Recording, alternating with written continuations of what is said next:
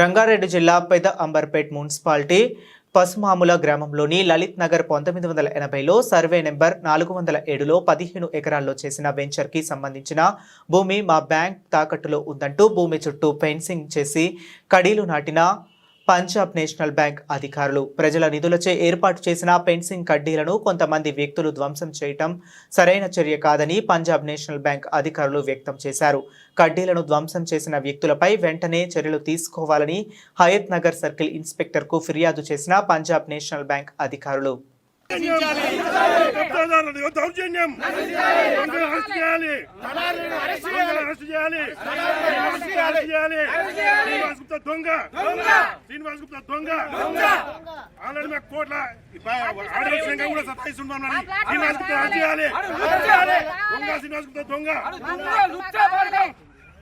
Chief manager మాట్లాడుతుండే. నా పేరు Srinivas.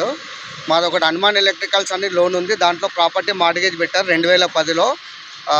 Village పేరు ఏంటంటే పసుమాముల విలేజ్. 15 ఎకరాల 8 గుంటలు మార్టిగేజ్ పెట్టారు.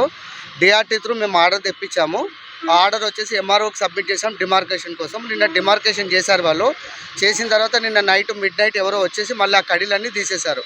మళ్ళీ మేము ఇక్కడ అప్లికేషన్ ఇచ్చి రిక్వెస్ట్ చేసినాము. పబ్లిక్ మనీ ఇది, మా ఓన్ మనీ కాదు. Punjab national bank nationalised bank ఇది. పబ్లిక్ మనీ కోసం మేము ఇక్కడ వచ్చేసి అప్లికేషన్ ఇచ్చాము. దాని గురించి మేము కొంచెం ఫైట్ చేస్తున్నాము. కొంచెం మీడియా సపోర్ట్ కూడా ఉంటుంది, బాగుంటుంది అనేది మా రిక్వెస్ట్. Thank you.